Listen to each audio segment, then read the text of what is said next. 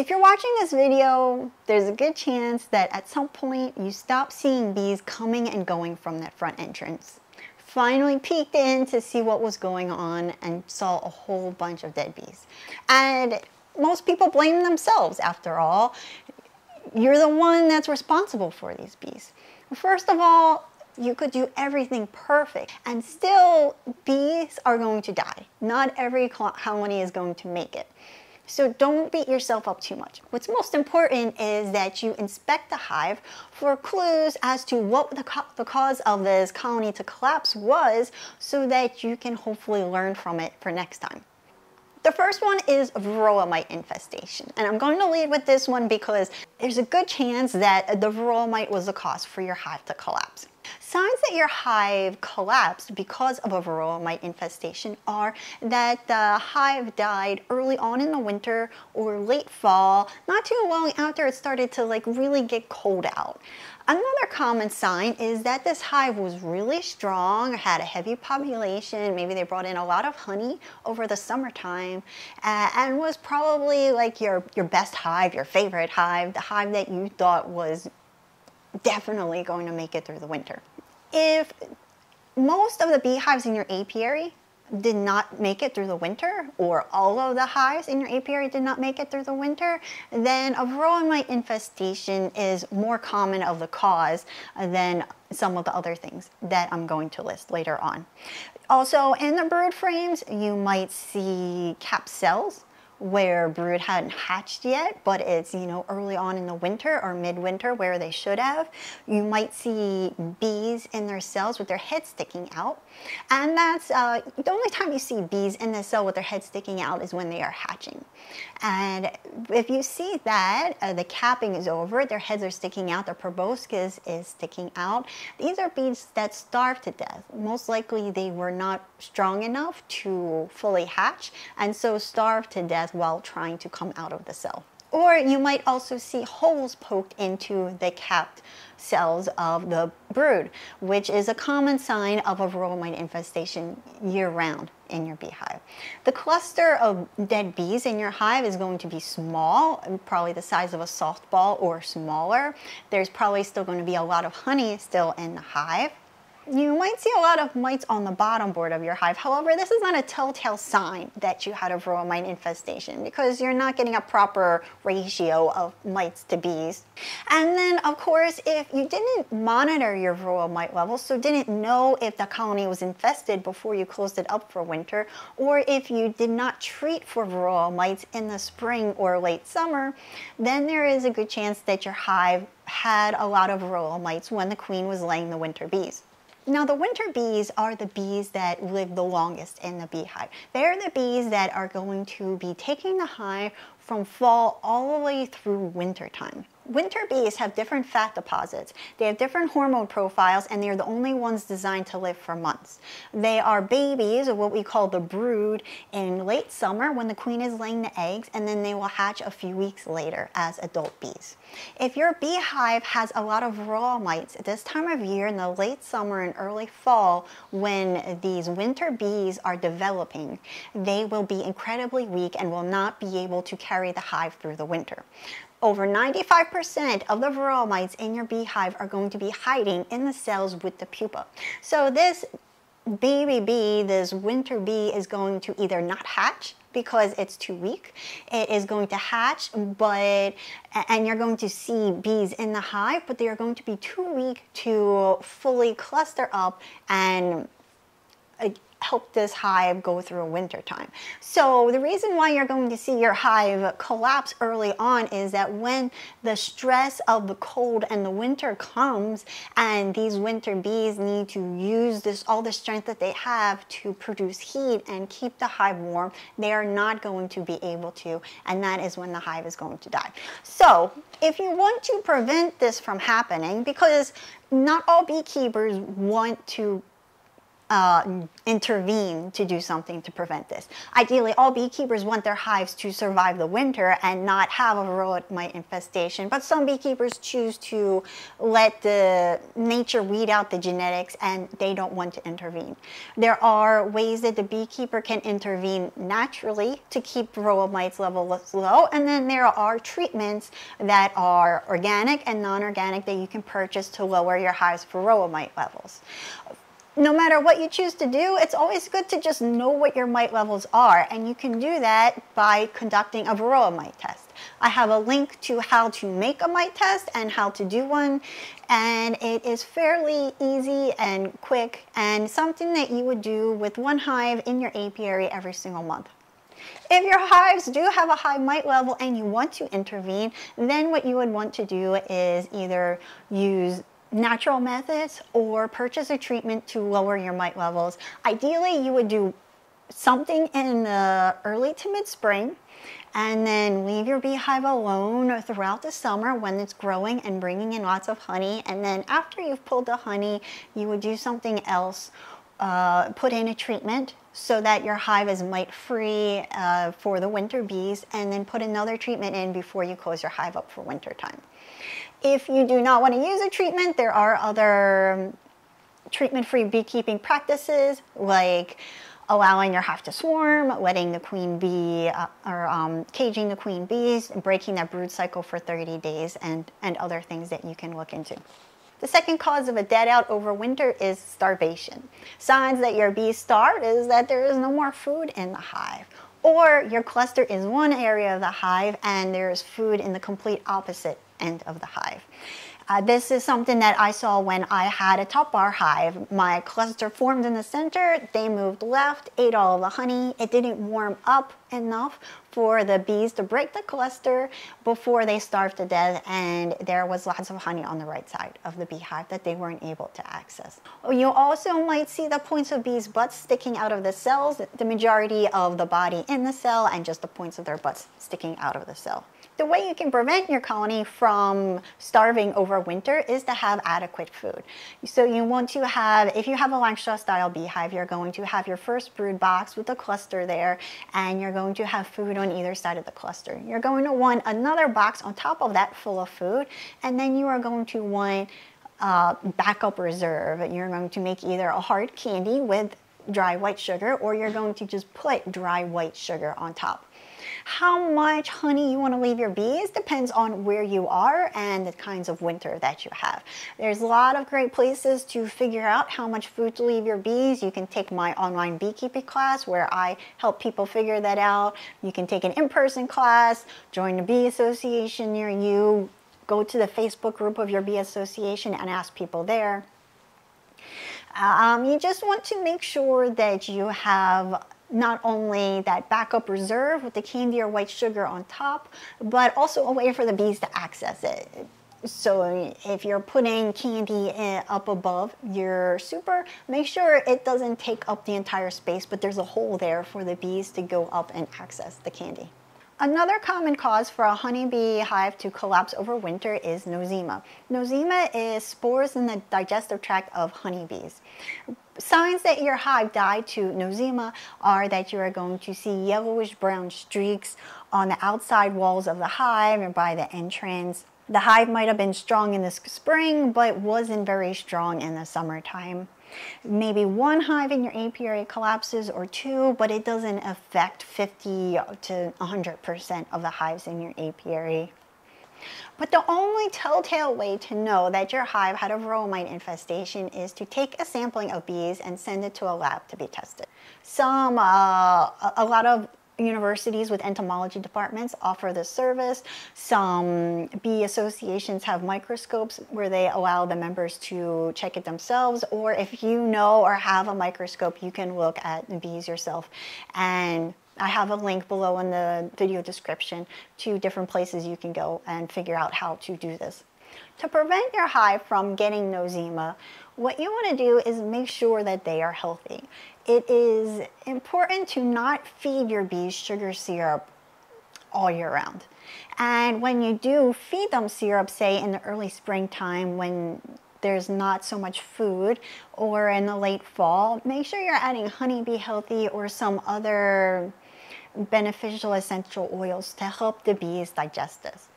Additionally, nosema can be spread by taking frames from a hive that's infected and putting it into another hive. So if you have a hive that's weak, do not merge this hive with a stronger hive at the end of the year to bulk up the population, and do not swap frames around from these weak hives. You can't always prevent a hive from getting nosema. So if you really want to prevent losing a hive over winter, the best thing to do is when a hive is weak in the early to midsummer months, getting a sampling and taking it to a university then, so that you might be able to treat them in time to prevent them from dying over winter. The fourth cause of a deadout is poor ventilation or excess condensation in the hive. Now, there is moisture in a hive in the wintertime. That is a good thing. There's respiration from the bees. There is condensation happening due to the cold air hitting the lid and the warm air produced by the bees inside the hive. And moisture is needed by the bees. However, you do not want too much moisture in your hive causing mold. You don't want to see moldy frames, mold on the walls inside the hive, nor do you want the condensation dripping onto your cluster and causing them to die. Signs that your hive died due to poor ventilation or excess moisture is that your entrances were blocked. If you just had one entrance, that entrance was completely blocked, or both entrances were blocked. You saw mold in the hive, or your cluster, it was just overall really wet in the hive and the cluster was wet. So the ways to prevent this from happening in your hive is that you want two sources of ventilation for your bees. You need a way for the bees to exit the hive, and this should be through the lower entrance on the hive. You do want an entrance reducer. You don't want this entrance to be as large as it was over summertime, but you want there to be a way for the bees to get out. And you need to continue to check on this throughout the winter time, because there's going to be lots of bees dying over winter, and they are going to be blocking that entrance. You also want another way for ventilation and fresh air to get into the hive if this entrance does get blocked. For many beekeepers, they have a screened bottom. And so some people think that this allows too much cold air to get into the hive. But since hot air rises and cold air sinks, it would be much better to have a lower a screened bottom as opposed to having an upper entrance and allowing all that heat at the top of the beehive to escape. Check out my video on is an upper entrance bad for bees to decide whether an upper entrance or a lower screened bottom is better for you for that second source of ventilation for your bees over winter. You also want some insulation under the lid, because that is where the cold air outside is hitting the hot air that's rising inside the beehive. Most people will put some kind of moisture board or a piece of foam underneath the lid to help lower the amount of condensation that's dripping down off the lid. You also want a way to absorb some moisture. So that can be pretty easy, because you should have an additional backup reserve of food. In case the bees eat through their honey and make their way all the way to the top of the beehive, you should have some kind of candy or dry white sugar. Now, when that candy or dry white sugar is under your lid, if condensation does form under your lid and drips down, instead of dripping onto your cluster of bees, it's going to drip onto that food reserve. And that dry white sugar or that candy is going to absorb that water, which is great because bees need water in the winter time, and so it's actually holding on to this moisture for the bees, and they can access it when needed. Next cause of a deadout are tracheal mites. Tracheal mites are microscopic internal mites in the respiratory system of honeybees. It is really hard to tell whether your hive has tracheal mites. The only way to know for sure is, again, to take a sampling of bees and send it to a lab to be tested. However, a sign that your hive had tracheal mites is that you see bees crawling on the ground in the hive or in front of the hive's entrance, unable to fly. Or the hive might have been strong or doing okay in the springtime, but then got considerably weak and small and didn't bring in much food or have a good population in the summertime. When inspecting inside the hive, you might see bees scattered around inside the hive as opposed to in a cluster. Bees outside the hive trembling. This is something that could affect one hive in your apiary or 2 hives, but it's not going to cause an entire apiary to die. Ways to prevent your hive from dying due to tracheal mite infestation is similar to nosema. If your hive is weak in the summertime, it's best to get a sampling and take it to the lab to get tested so that you can treat and get rid of these tracheal mites before fall time comes and you're closing the hive up. You also don't want to swap frames from weak hives to strong hives because you can infect a stronger hive, nor do you want to combine a weak hive with a strong hive. Next cause of a dead out over winter is animal attack. Signs that your hive was attacked by an animal is that the hive was knocked over. You might see feces inside the hive, or you're going to see comb that was chewed up. There are a few different animals that could attack a hive over winter. One is rodents. And so to prevent rodents from attacking a hive, you want to put a mouse guard over the entrance once it starts to get cooler out in the evenings. This is going to be well before you are closing the hive up for the winter time. This is just going to be when it gets cooler out, and you want to make sure this is not an entrance reducer or something made of wood. You want it to be metal. You can buy a mouse guard for a couple of dollars, or you can make one. You want to put it over the entrance so that mice are not making their home. They are going to do this well before it gets cold out. When it comes to preventing a bear from attacking your hive, there are a couple things you want to do. One, the best way to deter bears is an electric fence.